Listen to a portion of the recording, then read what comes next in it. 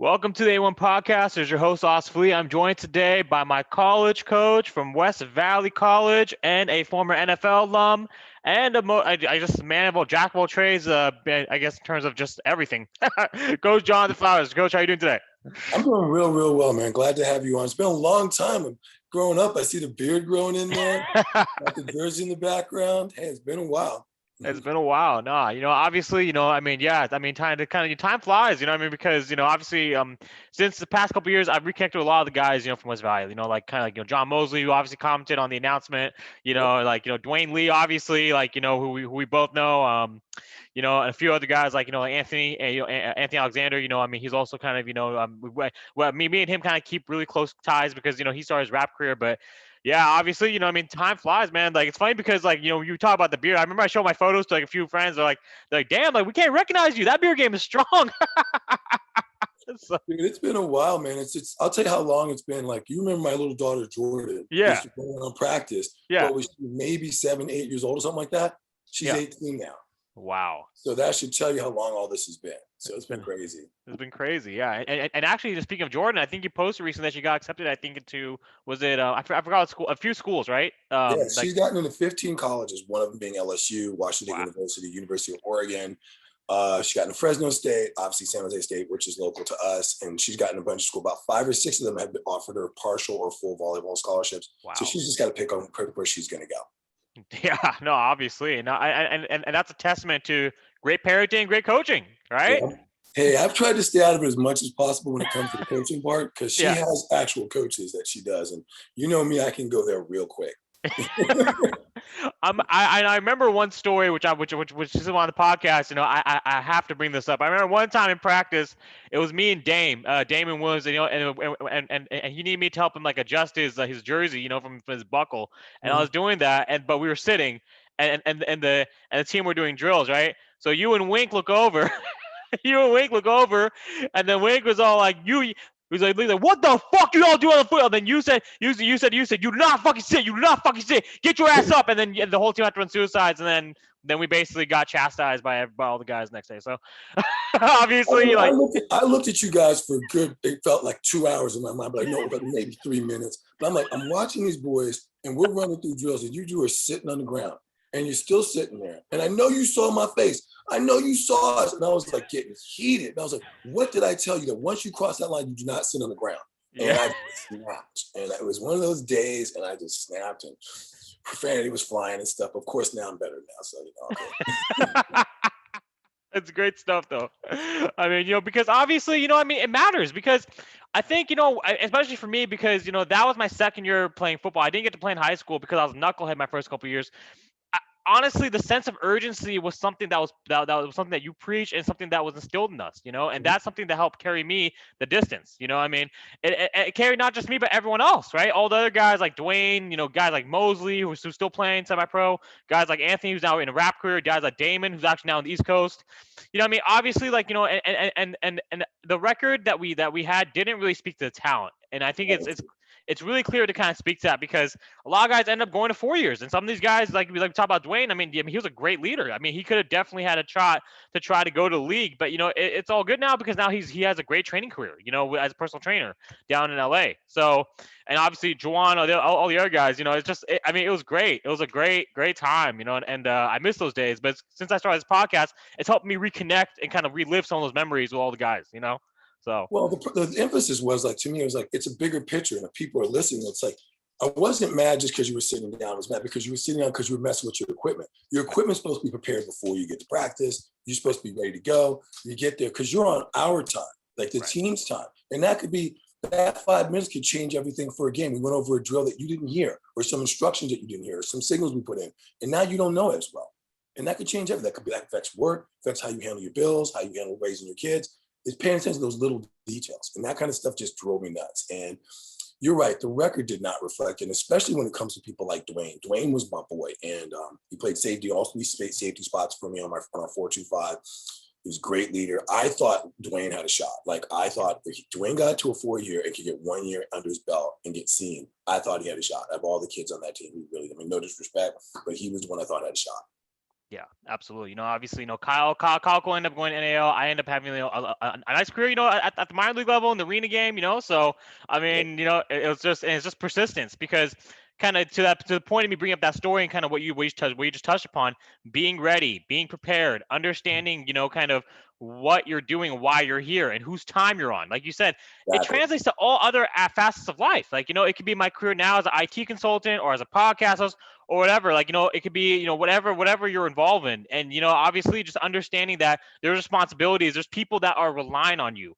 There's other men who are relying on you. There's other people in any, like, you have a family, you have your family members are relying on you. These are things Exactly. are critical. And so when I was coaching Whitney High School 2 years ago, I instilled those same principles. Obviously these guys, I mean, these kids, I mean, they didn't really, I mean, they came in just like, deer headlights, like, like just like that. And so obviously, like when you come in like with the bags and you're trying to beat these receivers at the line, and so they understand that, hey, you gotta be physical, you gotta have that sense of urgency, understanding preparedness, understanding that what this game is about is so much bigger. Like you said, it's there's the picture is so much bigger than just what we're doing on that field, even though that's why we're there, right? Yeah. Essentially, it's just understand that, hey, we're here to fucking get this shit going. So when you're ready, you're mentally tough enough and thick enough to handle life challenges out as soon as you graduate. So Well, it's like I use the analogy of football all the time. I mean, obviously, there's no reason, it's part of my DNA, so I can't really avoid it. yeah, But like I tell people when I'm coaching teams or when I'm mentoring teams like that are in business or even the family, it's like you think about there's 11 guys that come out of a huddle, there's a predetermined play. When that quarterback backs up, one of four things is going to happen. It's going to be incomplete for whatever reason, batted down. It can be intercepted. It could be, he's going to make a completion or it's going to get dropped. Everybody has to be doing what they're doing and everything could go perfect.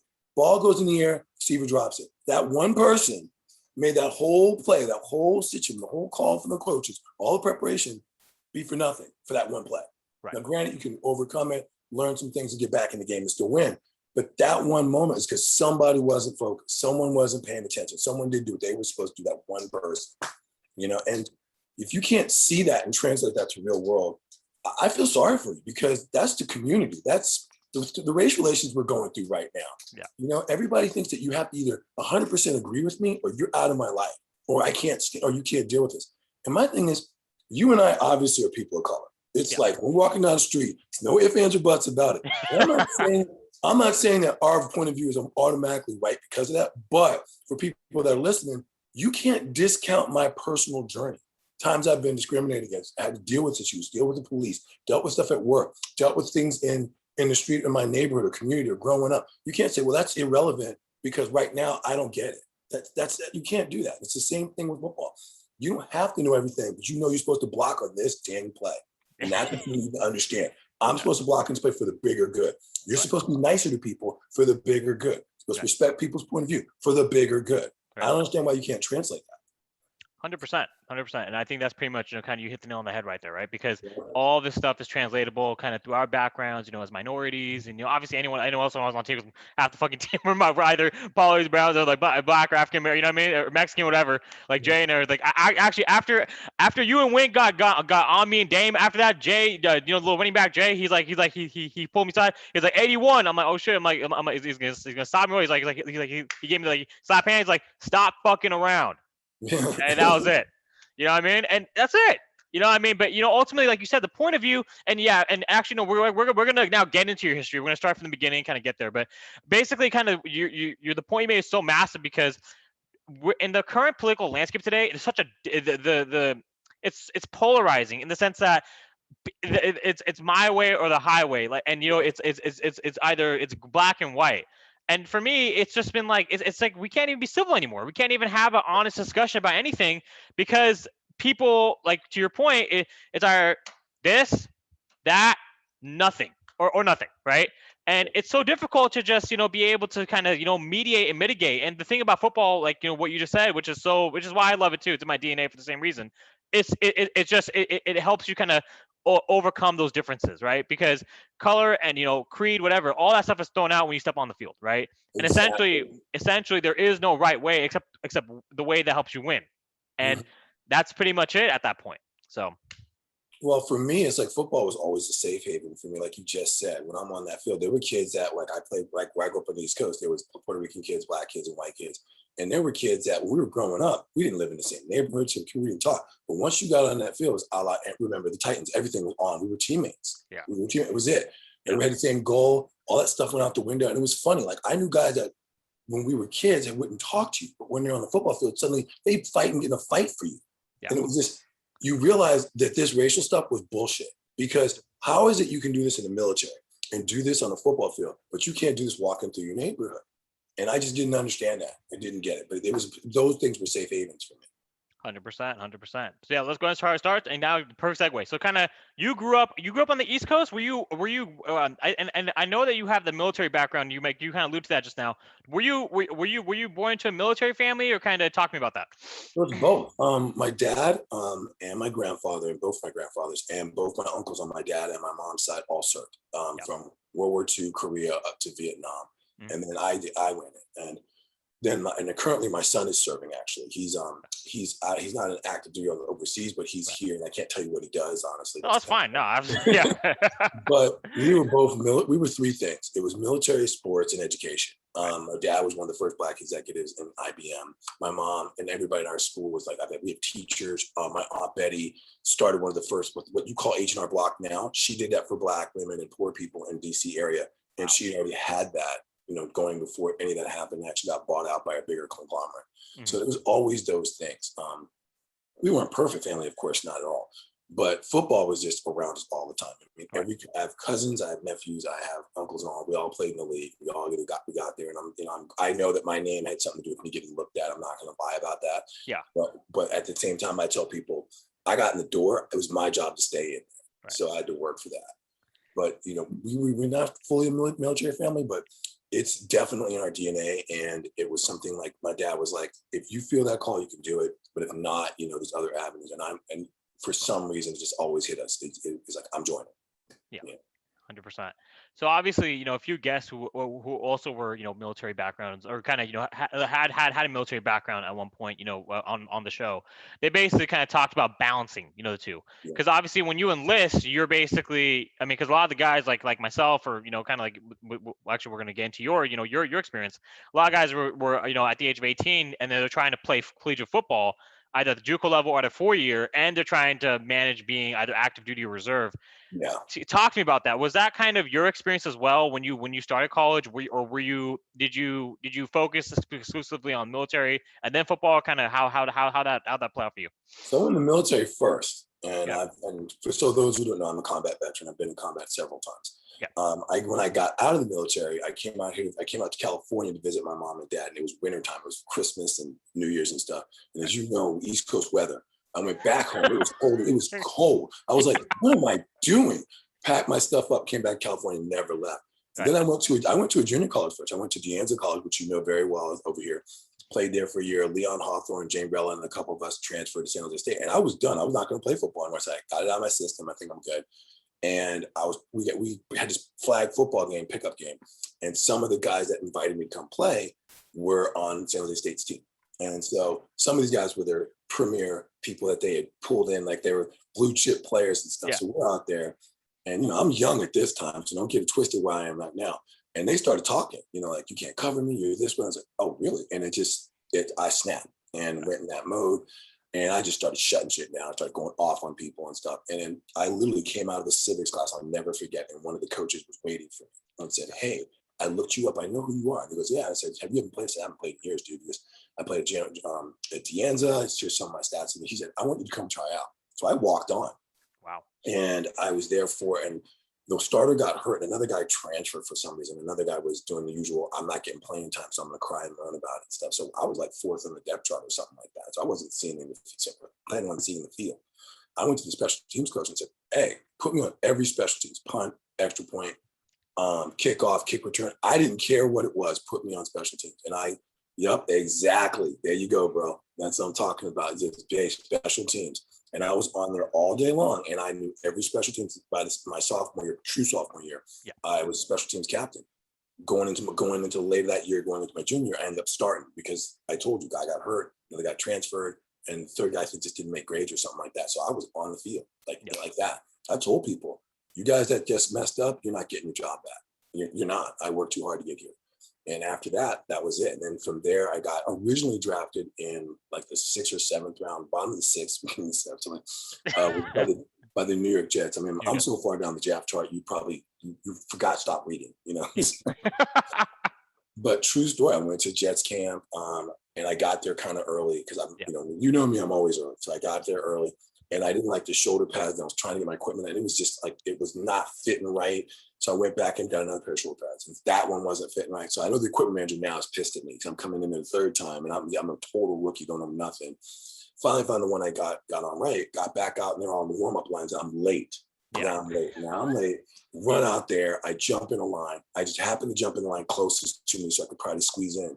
The guy comes out with a clipboard, tells us, hey, they invited too many people to this session. He goes, lines 1 through 3, you're done. Like, they didn't even get to practice. So if I'd come out and gotten the wrong line, I wouldn't have got my moment. So I got 6 weeks with them, got some film, flew back to California. They didn't have the internet then, kids. Okay, so I get home and my dad picks me at the airport. I'm totally honest. I was totally drunk on the plane. Me and 4 of the guys were like, we're cut. Football's over. That's it. We had our ride, so we're drinking. We get off the plane. I'm hungover. I get to the house. I know it's a little after 9, like 9:20, 9:23. My mom goes, hey, there's some letters on the table. They got here by express mail. And they're waiver letters to let other teams know that they're interested in you. And it was one from the Seahawks, one from the Chargers, one from the Raiders. So my brother was playing with the Seahawks at the time, and Rich Gay had left to become assistant DB coach for the Raiders in LA. So he said, hey, he called me and said, hey, dude, come down here. I think I can get you on the scout team or the practice squad, at least get you in the building. So I said, okay, when do you need me there? And this is Friday. He goes, I need you to be here tomorrow morning at 10. I was like, what? He goes, I got a flight already ready for you to go. And I'm still drunk. I'm like, I'm messed up. And I grab my bag, take a shower. My mom makes me some coffee. I shoot off to San Jose Airport, get on the plane, fly down to LA. I get off the plane, he picks me up. I got sunglasses on. I get in there. I get maybe 4 hours of sleep. And I get up and I have to go to the facility and do a physical and do a training test like they want to see condition. I'm not by myself. There's a bunch of guys there. Yeah. So I'm going through this and they're watching the back pedal and going through the drills and doing our W's and doing stuff, then benching and checking us. And then we go get checked by the doctor. And I go, everything cool? And they could. I walked out the facility, totally kept it together, walked around the corner and threw up all over the floor, all over the wall. I couldn't stop heaving. So I just kept it together. And the next day he said, yeah, man, we got a spot for you. So I spent 2 years on their scout team before making the roster. So it was worth it. Well worth it, obviously, and that's persistence. Obviously, even for me, because of West Valley, I was also on special teams for the majority of the season, right? But that taught me, like, just keep and something. And I remember Coach Wink would always say that after practice. He'd say, "Special teams wins games." If your opportunity doesn't come now, it will come eventually. Take advantage of every opportunity you get on special teams, right? And so kind of to your experience with San Jose State, which also translated over to the NFL with now the Raiders, from the Jets to the Raiders, right? Basically, at that point, you're just like, okay, yeah, like, this is my opportunity, it's money, and I'm going to make the most of it. Yep, exactly. One of my good friends now, his name is Reggie Rusk. He played with the Tampa Bay Buccaneers, and he had moved from safety to corner. That's a big transition, man. I mean, that's what people don't realize. It's a little easier to go from corner to safety. You're doing the same thing, but you have more space. Right. You're going from safety down to covering somebody every single play, especially slots and stuff. So Reggie got moved to corner, did all the work, did everything he could. But they decided to invest in Rondé Barber, which the man's, he became part of that great Tampa Bay defense. Then Reggie got moved over to the Seahawks, which is where he and I got connected because he knew my brother and stuff. And Reggie could ball. And we talk about our stories are almost exactly the same. And now Reggie has a book on how to get recruited from high school to college football. Yep. If you're a parent trying to get your kid into school and you don't know what to do, look up Reggie Rusk, that's R-U-S-K, and look up his book on recruiting. It's a must read for parents. And even though it's not for all, it's only for football, it really translates for all sports. It helped me with Jordan's volleyball recruiting big time. And I mean, I already had been through this process, but it educated me a lot. So, but Reggie and I are really good friends now, and we talk all the time. We've been on a couple podcasts together. But that journey, we always talk about how it's like jobs. I know, I don't want that title, or it's not paying me enough, or it's kind of, if you want to work at Google and Google brings you in as a production specialist, get your butt in the door. Yeah. Get your butt in the door and then bust your ass. It's like that, instead of waiting for the perfect opportunity, because that perfect opportunity may never come. 100%. And what is perfect? What is the perfect opportunity? That perfect opportunity now may not be the same opportunity 10 months from now. And you may be a production specialist for 3 years at Google, and then someone go, wow, you worked at Google, and decide to give you a director job or a senior manager job at another company. And that was your stepping stone, Right. you know? 100%. You know, and that's a perfect kind of example again. How does football translate to real life, right? Yeah, And real life outside of football, right? And it's funny. I exactly. saw a commercial today about a former collegiate athlete, and now he's basically motivational speaking. And so the thing started off with kind of March Madness type of montage. Like you're thinking it's going to be an athlete commercial about like some national rated prospect, and basically it says like it's like celebrate athletes, but then he shows him get on podium, and it says celebrate black men off the court. And I thought it was really cool because at the end of the day, like, you know what? Hey, your playing career is gonna be short lived. Like, I mean, Yes. and the average NFL career, average NBA career is maybe 3 to 5, maybe if even that, right? And so Yeah. obviously having that kind of mindset and having those lessons again is critical and fundamental to understanding how to seize opportunity. Because just like special teams, just like any opportunity you get to get on the field, any opportunity you get to get your foot in the door wherever it may be, seize it. And like you said, Yeah. with your friend Reggie, Reggie Rusk, right? With his book about developing kids, getting them from high school to college, any player, me knowing you, obviously through our relationship, as a player coach, I'll vouch for that too on the podcast. Anyone listening to it, check it out wherever that book is available. But ultimately, just understand that, hey, like you have to always be proactive and always be humble because Yep. like you said, the opportunities are going to change, and you never know what one opportunity can lead to, right? I mean, it's just, and again, I mean, I think that's why football is so critical. I think for these types of aspects, right? Because I mean, I'm no longer full time playing, but hey, I'm so good at what I do because I have thick skin, and the reason why I have thick Exactly. skin, exactly. Yep. So yeah, good.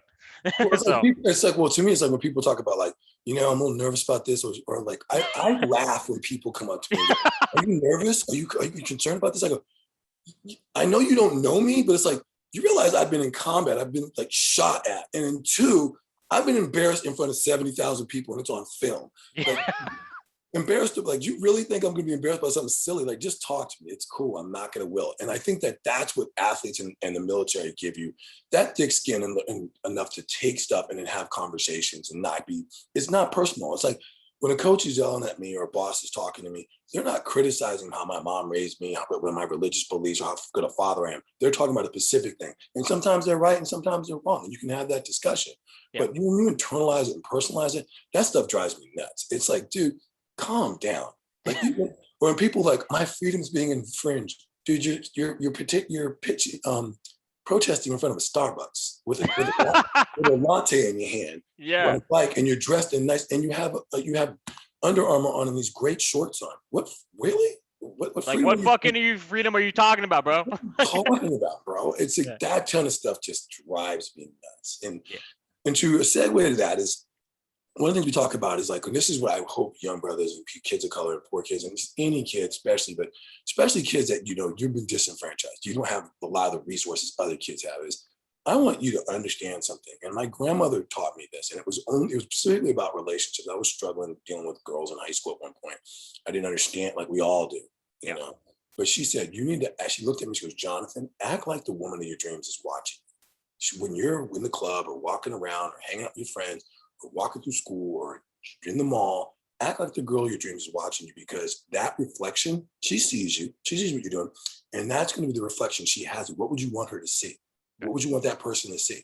And I translate that to, if you want to play somewhere or you want to work somewhere or you want someone like, act like your boss or your future coach or your future boss or your future worker or your future wife or husband or partner or are watching you. How would you want to conduct it?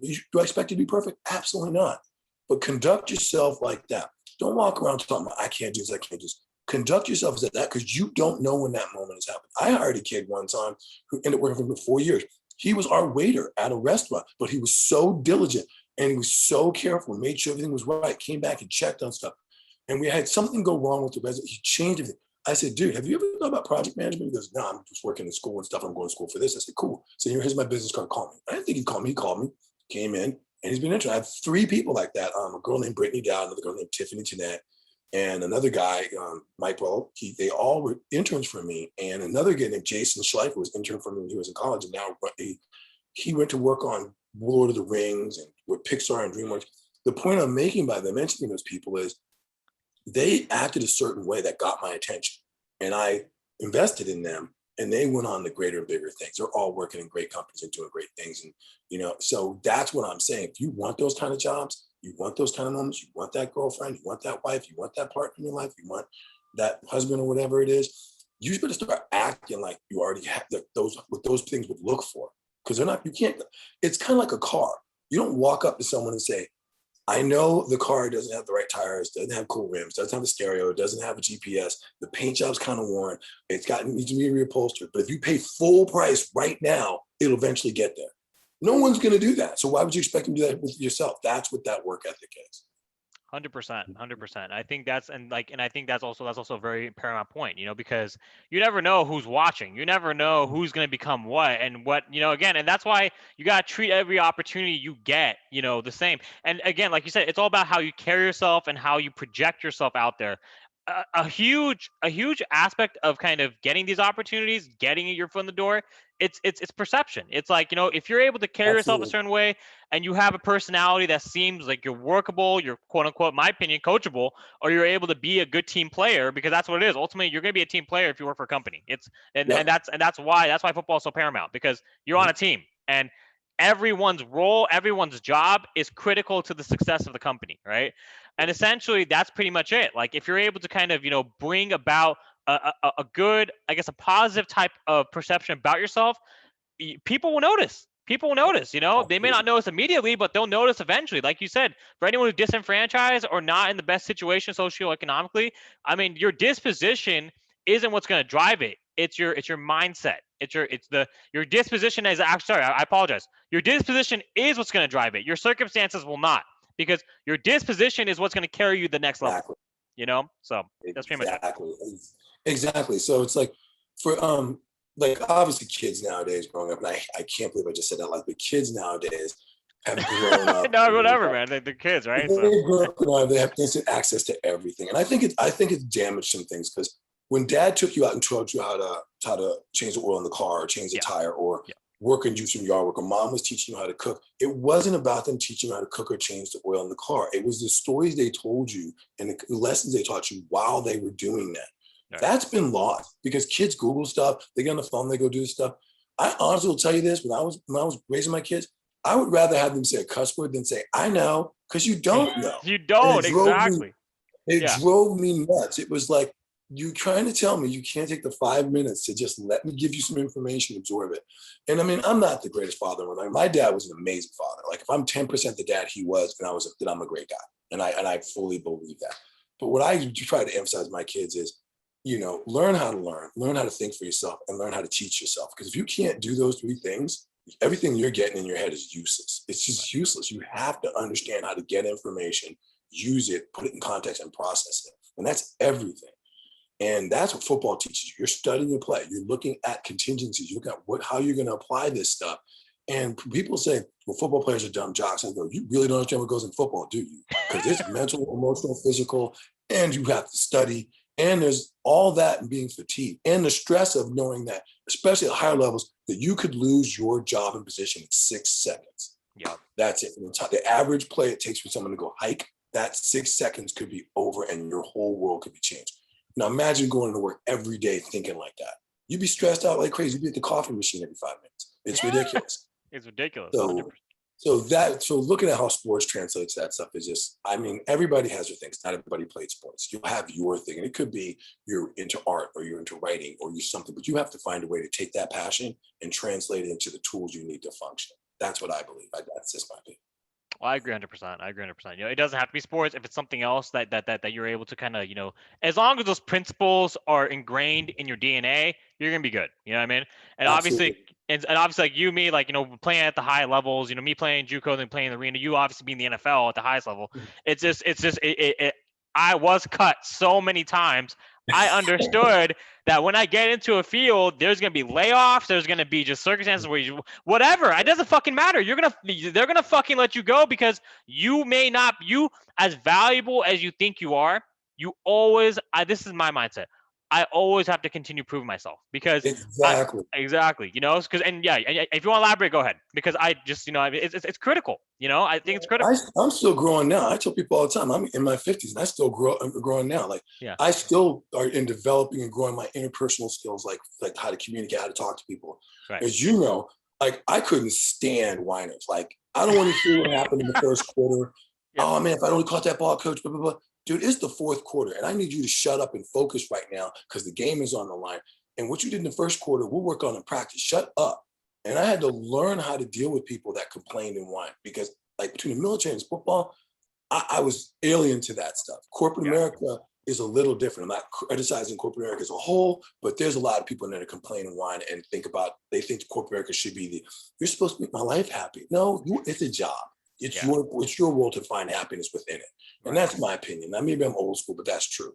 And I just think that you have to find methodology. And I had to learn, like when someone's complaining, I would go, okay, I'm going to listen and take it in for them.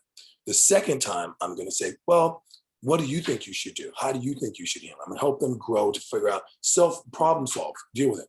The third time, I'm going to say, well, here's what's worked for me. Here's how I would do it. Here's some things. What can I do to help? There won't be a fourth time because now I've gone my 3 strikes. You obviously don't want to solve this problem. I'm moving on to someone else or something else to develop my energy. But I had to at least get that process for before it wouldn't have been gone through that process. And I've learned so much by doing that process. But sometimes that person has the same problem as another employee that I manage or another team member. And I was able to prevent 4 people from having that problem because one person I went through those steps. Where if I just discounted them whining, I would have had to gone through it 4 times. So it's just that kind of methodology of understanding things. And it's just, like you said, if you have to realize you're going to get cut in life, you're going to lose relationships. People are going to break up with you. Yeah. There's all kinds of things. And it's okay to be upset. It's okay to be hurting. It's okay to feel like the world's caving in. It's okay. But like Steve Harvey said, and I love this line from him, I will write it. I have it written on my refrigerator. You are 100% successful at surviving all the bad things in your life because you're still here right now. That line right there just always gets me through the next day. And believe me, we've all been through it. I don't know how people feel. Like you think about people getting fired from a job. You know how it feels to come in or bust your butt every day and then come and go, coach wants to see you. That is like the world caving in and your stomach hurts. Like, you're getting cut. He's not calling you in to tell you how great you were. He's letting you go. Yeah. And that's horrible, But when I've gotten let go from jobs or there's been layoffs, I didn't get upset. I was like, hey, thanks for the opportunity. Hey, hope we stay cool. I didn't burn my bridges. Right. And it's funny because in corporate America, every company I've ever gone to go work at, someone there knew me or knew someone I knew. So if I burned those bridges and acted crazy, I would have had a bad reputation. So now it's like there's always someone somewhere. Like LinkedIn is amazing. I find people at every company that I know or played with or worked with. So again, having those skill sets, you're going to get cut, you're going to get laid off, and how to have a thick skin and how to overcome it. So people just need to realize you're 100% successful at surviving things that cause you problems. It is okay to have a bad problem. When you're at home crying about something, we've all done it, or thinking the world's caving in, or you're having problems with the kids, or you may have some substance abuse issues. You may all kinds of things. The challenge is that you have to realize when you were at home doing that privately, no one else saw that. Only you did. Right. So you can go back out there, get back up off the ground, reinvent yourself, and go do something because nobody saw that. So don't sit there beating yourself up, feeling guilty, feeling disparate about yourself. Why? Nobody saw you get upset. Nobody saw you crying. Nobody saw you in the mirror wishing things were different. That's on you.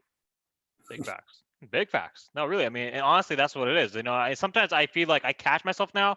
I've gone to now that, when you leave, I think also when you reach a level of success and you've kind of been through it for enough years, you kind of understand how to deal with kind of those low points. You know what I mean? You're kind of just like, I catch myself now and I'm like, I have a low point. I'm like, wait, why am I like kind of what you said about Steve Harvey's quote?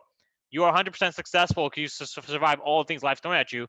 But I also believe, I actually recorded a little thing, which I posted on IG and Facebook. You may have seen it. My definition of success is being able to do what you love at the highest level and being able to do it consistently. Yes. That can be anything. It can be anything. But if you're doing what you love and you're doing it at the highest level that you can possibly do it, and you're able to do it day in and day out, week in, week out, whether it's football, whether it's a job, whatever, tech, whatever, right? You are successful, and essentially it's very, and believe it or not, there's a very small percentage of people who are actually at that point because they're not happy. A lot of people are just not happy. And like you said, they see corporate America as an outlet to try to find happiness. The truth that matters is you have to find your own fucking happiness because it's not going to find it for you. You're here to do a fucking job, right? And Yep. essentially, I think some of that, so much of that's lost. I think a lot of it, like you said, it could be generational. It could be, I'm not sure what it is, right?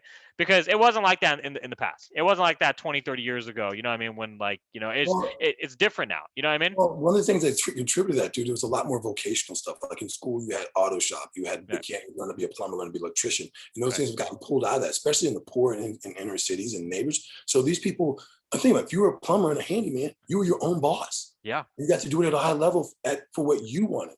Yeah. And I really want to elaborate for people who are listening is that what he means by a high level, it could be, I know a friend, all he wanted to do and his wife was do art. They wanted to do art and they want to do it at a high level. So here's what they did. They opened up an art design shop that taught kids in the back and they sold art in the front, whether it was the kids' art or their own art. To them, that was the highest level. I'm making money doing my art and I get to be my own boss. That was the highest level to them. Yeah. And so then their mindset, and I've never met a happier couple in my life. Like they are always positive. Like times when I'm like, dude, why are you so, you get like, how can you be this happy, dude? Like I'm getting cavities around you because you're being so sweet right now. Just stop it. But they are just happy. And I really had to learn that like last few years. And I'm like, we've all been through personal tragedies and personal things. Like, I've some of my stories, like family members and some people that don't know, I'm a throat cancer survivor. So it's like, there's always been times in my life where I've been down. And I've had some amazing relationships in my life that have not gone well at the end. And it has humbled me, it's made me grow. And I'm still growing now. And the reason why I'm bringing that up is when he talks about getting to the highest level of success, he didn't say it had to be easy. And you didn't say it was going to be smooth. And you didn't say you need to trust the process. You need to trust the journey. Like you said, you kept going to tryouts and getting cut. I kept showing up. I volunteered for special teams. I kept exactly, man. It's funny because I had a ring and I have a scarf on my knuckle where the knuckle broke my ring. It broke my knuckle, so they had to cut it off. Oh God. It was brutal, but both sides. But it had to happen. But back to what I was saying is like, you just need to realize is that all those things that you're trying to get through, you trust the process. I have a real good friend of mine. His name's Carlos Martin, and he did this he did his own movie. I think he crowdfunded some of it called On Troubled Ground, where he dealt with a cop. He was in the military, a cop throwing him on the ground, racially profiling him. And the same cop was in a video later years where he grabbed that black girl out of the school chair. I think you saw that video. I remember that. Same cop. It was the same cop. So he did a homemade version of that of the movie. He's also had a couple of guest spots on some commercials, and he also was in the final episode of Dwayne Johnson's movie, The Ballers on HBO. He was in there. He's the guy who shoots that one running back in the club. So really? That's Carlos. So that's crazy. He went through, man, I remember that guy being homeless. I remember him sleeping in his car. I remember him sleeping on my couch. Then he said, I'm going to LA. I can't do it here. I'm going to go to LA. And he said, I'm going to make it happen. He reinvented himself, found the Lord, all kinds of things. And he has just made it. So I've just watched guys in my life have those things where like it was awful and they still made it happen. And I have friends that like, and for anybody to watch, like you don't have to be an athlete. Like let's say you're just a woman, you're going through a divorce in Silicon Valley and you're now a single mom in a place where you're handling your own divorce, handling your finances, handling all the materialistic stuff the Bay Area is that for people who don't live in this area. It's very, very materialistic. Yeah. When you're doing that, trying to raise kids, young sons and young daughters, and at the same time reinvent yourself. That's not easy to do. No. It's not easy to do for anybody. And that same struggle you just had right there, there's a woman of color that is working 2 jobs and doing everything they can to keep their son and daughter out of trouble and away from bad influences, away from stuff. Get them to a junior college. Just get them to do something so that their sacrifice was worth something. The color changes, the environment changes, the circumstances change, but the journey does not. It's the same. 100%. The journey is always the same. And like you said, that's why you have to appreciate the journey, because the journey and the process is pretty much what's going to guide you to the end goal, And I mean, like you said, I mean, even at your age or even at whatever age, I mean, you should always strive to grow because the journey should never stop until you stop, you know what I mean? So, I mean, essentially, and I think that's kind of lost, because obviously, I mean, when you reach a level of, I think of comfort, you're pretty much kind of to your point of the Bay Area. Like, when people reach level of comfort, then they start getting complacent, They start Mhm. getting complacent and they start just saying, okay, we're good, we're fine. And I just personally, I can't accept that. I Yeah. can't personally, because there's too much, there's too much out there that you can pull to expand yourself beyond your horizons, because you don't know, like you said, you hate whenever, if your daughter or your kid would ever say, because even at whatever age you get, you never know. You just Yeah, don't know. yeah. You're You always know? learning. You're always learning. And I think, to your point, one of the things that is one of my pet peeve frustrations, and people hear me vent about it all the time, drives me nuts, is Yeah. when I hear younger kids now acting like they don't know what to do, they don't have this opportunity. I'm like, you realize when we were younger, we had to actually go to this place called a library, a big room, and go pull a book off a shelf. And we didn't get to choose what book we wanted. It was like, that's whatever's there about physics or learning how to work on your car or fashion design. Whatever books they had was the books you got. And you had to go find it or order it or go travel to another library. Like, get in a car and go to a library in another town or another city. You have the internet. And as long as you have the internet and you have video and instructional stuff, I don't ever want to hear anybody say, I don't know what to do. Google 15 things on how to do it and find the one that works best for you to execute on. You can go online and go on Facebook and, hey, just ask my Facebook family, or, hey, guys on Instagram, I'm trying to learn how to change the tire on a 1967 Mustang. How do I do that? And you have that answer. It's like, if you're not making things progress and you're not growing and learning in today's world with the access to the information, resources, community you have, it's because you are choosing not to. You're choosing not to educate yourself. You're choosing not to do that. That's okay. Just understand that there's people like you and I that are like, I hear you, I see you, but I'm not going to be listening to you talk about this like this, because I know you're wrong, because you're not doing things you could be doing. And I always tell people, if you can come up with 10 things that you're not doing that could be getting you to whatever your goal is, I would say, if you reach 10, it's time to reinvent and begin again. It's like sit down. What are the things I'm not doing to get my goals? If you can get to 10 of them, you can just start over and start working on those 10 things. You shouldn't keep sitting there complaining. It should be like one or two things. Like, hey, I didn't got the money saved up yet. I have to change my schedule so I can work out at 10:30 instead of like 9:30, whatever it is. One or two things, three things, five things, maybe. But if you can get to 10 things, you're not doing what you're supposed to do. Period. There's no gray area to me. No gray area. No, I totally agree with that, because obviously once you check the box of each of those things, there needs to be, what's the next step? And there should always be that you should always continue striving. That's the bottom line. You know what I mean? Because even if you were, let's say, for example, you brought the example of, let's say you take an opportunity to become the CEO of a gigantic mega company like an Amazon or whatever, right? I mean, the new CEO, is a Bezos clone, but Amazon stock is dropping because he's trying to do everything the way that the old guy did, instead of implementing his own strategy, implementing his own kind of way of looking at things, implementing his own type of way of expanding. Yeah, this way has worked, so let's keep doing it. And that's what separates successful people or successful companies from unsuccessful ones, right? You don't stay stuck in whatever it is that you think is working is going to continue working. No, you find ways to evolve and adapt. You continue like doing that, and like you said, whenever you reach a point of like, okay, I'm good, I've reached this goal, set another one. You know what I mean? Set another one. Just keep setting that bar high so you can continue expanding yourself, because you only live once, man. You get one shot here. The big man upstairs calls your number, boom. And exactly. And when he calls, you can't put him on hold. It's over. you definitely can't, right? That's it. No. Well, and it's funny because like we talk about like doing things the way people do it. I mean, like I've never understood like when we get a new CEO, a new CMO, a new CRO, which people don't know. CFO, whatever. Chief, a C-level manager, chief revenue officer, chief product officer. They come in and immediately start doing things the way the person did it before. Then what the hell are you here for? Exactly. Why are you here? You need to come in with a new vision, even if we don't understand your vision, even if it makes us uncomfortable, because your dreams and goals are not in your comfort zone. They're just not. And so we get that. And the people that don't get it, then that's those people that quote unquote get cut. And that's life. We understand that. Is it fair? Do people are happy about it? No. But you need to come in with a new vision. It's like relationships. You can't go into a new relationship dating someone special and start acting and treating things the way you did it before. Because there's a reason why your last relationship ended. You come at the same approach, you can get the same result. You have to be open, you have to grow. And I've learned in that area of my life with my kids, with my family, with women I've started to date, is being very transparent, being very like, this is who I am. Here's what I've been through. Here's what's going on. Here's the mistakes I made. You want to know what's going on up in here and in my heart? Just ask me and I will tell you. You're not going to just, hey, understand you're not always going to like what I say. But as it goes back to that whole leadership thing, it's like, that's what a leader has to do. Let us know what's in your head, what's in your heart. What are you trying to do? What is your vision? talk to people that have been there to give you some insight. And here's how we're going to get there. And you're going to make mistakes. And if you try to be perfect, you're just fooling yourself. Perfection is an illusion. It just really is. And it causes so many people to mess up. I was like that. It messed me up for years where I wouldn't do something, or if I didn't do it perfect, all I saw was a mistake and a failure, not what I actually had done to get even to that point. Right. Yeah. And me too. I mean, I'm the same way, because I mean, I strive so much for perfection, because I mean, we all have this. I mean, we all we want to be the best version of ourselves, right? We always want to strive for that.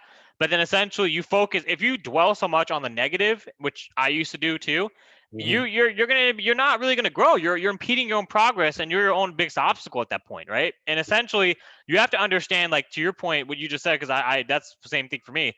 How did I get there to make this mistake or this failure, right? And what do I do to avoid making the same mistake in the future, right? Or if the situation comes up and I can't avoid it, how will I know to handle it better versus, like, the first time around? So it's key. I mean, it's very simple. It's very simple in concept, but it's a lot of people lack it. I mean, I've seen a lot of people, they lack it. It's a very, even though it's such a simple concept, right? And so I think it's critical to touch on that. So. Well, and it's also it's not the end of the world if you make a mistake. It's like, it's like, you can't tell me you've never made a mistake in your life. I mean, if you're over 13, you've made some mistakes in your life, And I just think it's important that people understand what's the difference between making a mistake and making a bad decision. Yeah. And the way I've always explained to my kids is this: a mistake is this. You have one or two choices, or it's actually two or more choices. One of those choices always is stop, don't do anything, and ask for guidance and help, or ask questions. That choice is always there. The second choice is maybe time, or it's split decision. I made a decision and it didn't get me a positive result or the result I wanted. So that was a mistake because I didn't know what the possible end results were. Right.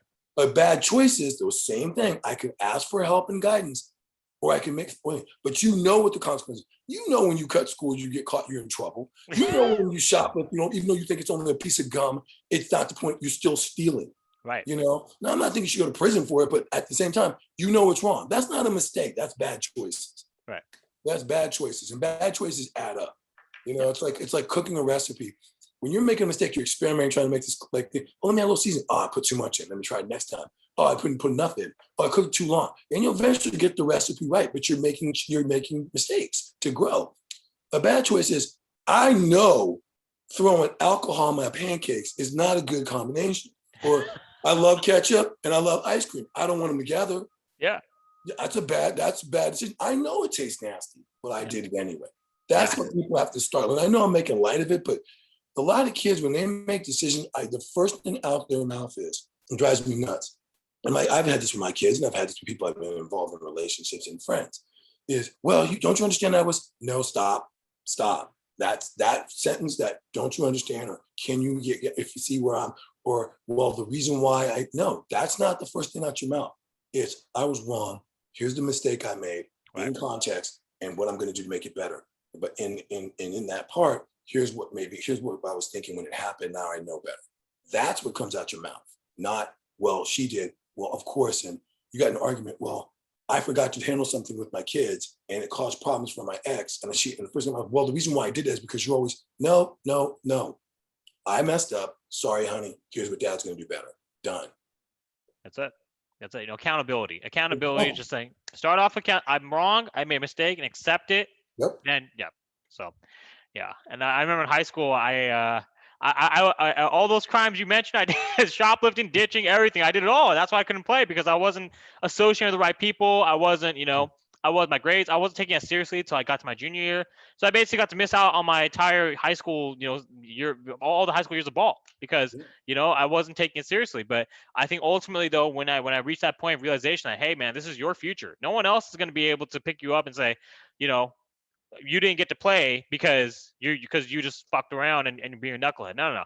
You're basically now at this point, when you graduate and now you're in college, you're an adult, you're a man. Yep. Now it's your opportunity. It's your opportunity. And essentially that's pretty much why I think I was so thankful to be a member of, San Jose City, and obviously, West Valley, where I ended my college career, before I went out to the SaberCats and and started my arena / semi-pro career. It was pretty much it was just those life lessons and just those little intrinsic things that that help kind of build your mindset, your mentality to kind of be accountable.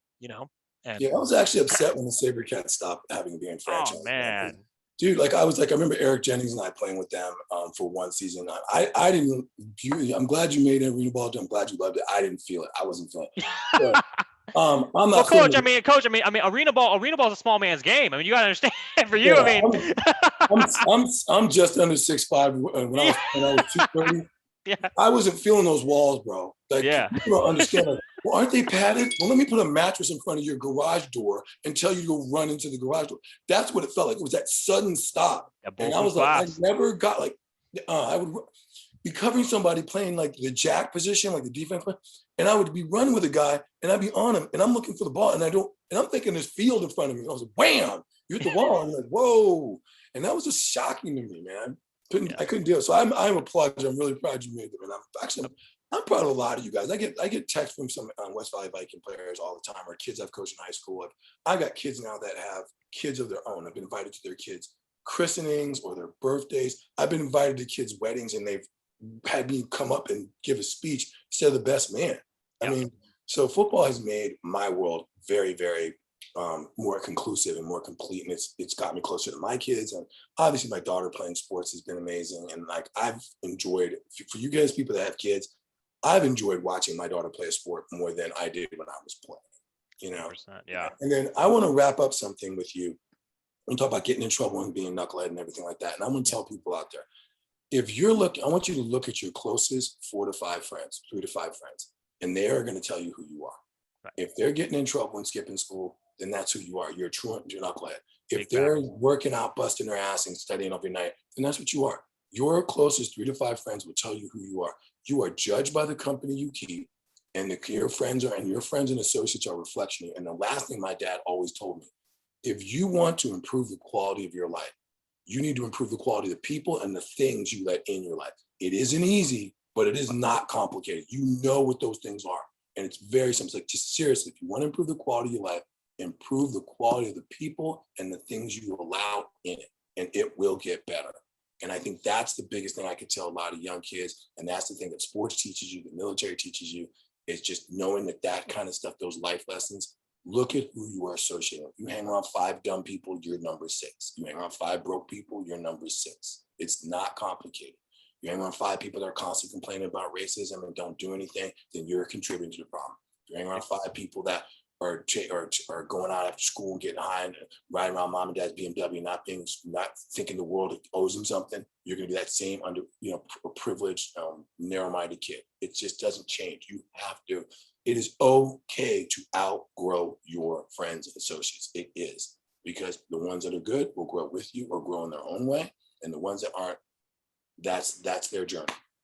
Big facts, and I've actually had to release and end some friendships and relationships because of the fact that there's envy or they were just impeding my progress. And obviously, with the kind of what I mentioned in high school, what you said was key, because it was the people who I was associating with that caused me to inhibit my own progress. Like Mm-hmm. almost everyone, my freshman sophomore year of high school, after I turned shit around my junior year, everyone from that clique, that crew, they all either got suspended, deported, or expelled, or moved out of state because not on their own terms, right?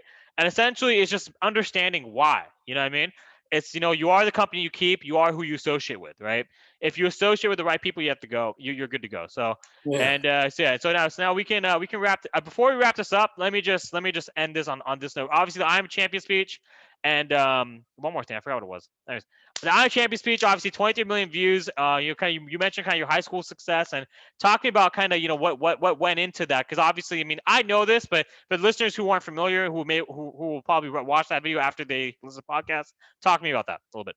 So I was coaching at Leland High School, which is in Almaden Valley in Yeah. Northern California. So Yeah. people don't know where that is, you can Google it or find it and stuff like that. It's great. It's a pretty fluent neighborhood. Yeah. Anyway, I was out there. I was living out there, and I think it was 2008, 2009, that area. Like, Yeah. the country, the economy wasn't doing well. Yeah. That year was, like, arguably, outside of football, was the worst year of my adult life. My dad had passed away from lung cancer. I was splitting up from my daughter's mom. We were losing our home. I had gotten laid off from my job, which a lot of people had done at that time. And the kids were playing, but football was going perfect. We had an undefeated season. We were playing well. And we were going into the last game of the season. And it didn't matter if we won or lost. We were going to be champions no matter what. And I was like, "Hey, do you want to just let a bunch of other kids play, whatever like that?" And I was struggling because my dad had passed away the week before, and he was supposed to fly out to watch me coach that game. And it was the first time he'd ever get to see me coach. Like, he'd never got to see me coach. Wow. And then I found out a couple months before that I had throat cancer. So I was already dealing with that. And so I'm at home, and I'm literally, just out of coincidence, I'm watching Last of the Mohicans, which I love that movie. So it's playing in the background. Yeah. And I'm looking up stuff like the Ranger Creed, which I used in the military all the time. I'm looking at speeches that people have done, motivational stuff from coach. I'm looking through my notepads, and I'm just trying to think of, what do I need to say to these kids that's going to help?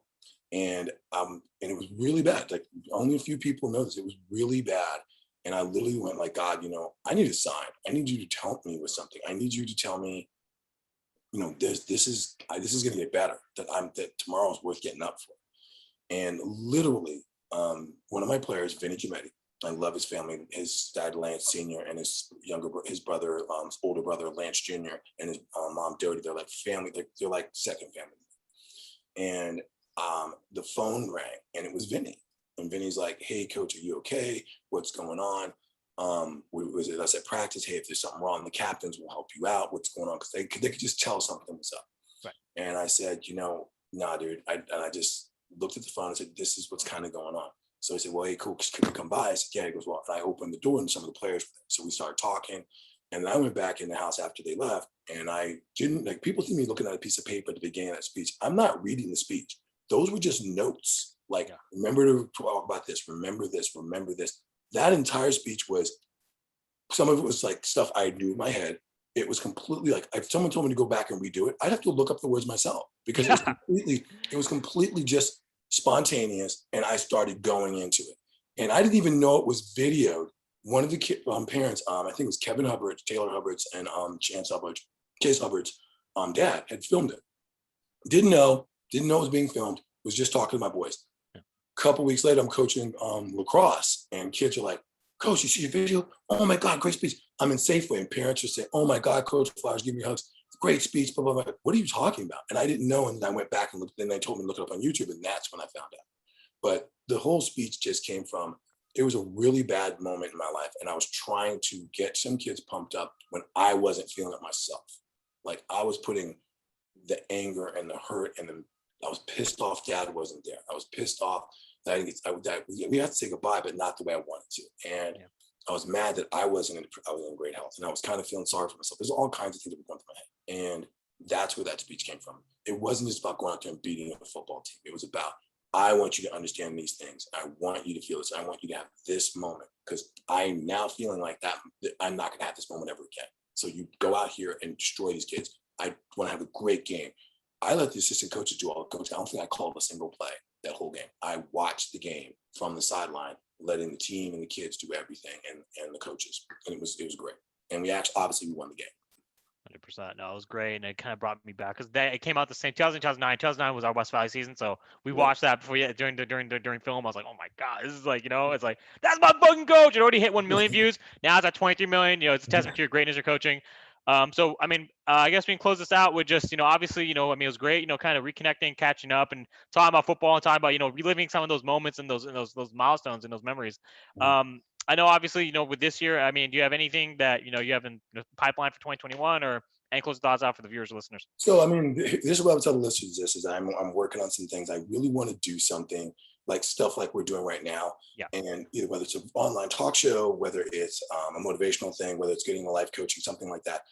Still in corporate America, of course, because you have to pay bills and do things. But long term, what I'm looking to do is I want to make sure that I can pass on messages, get kids like you and young men like you, and work with them and help them get their message out.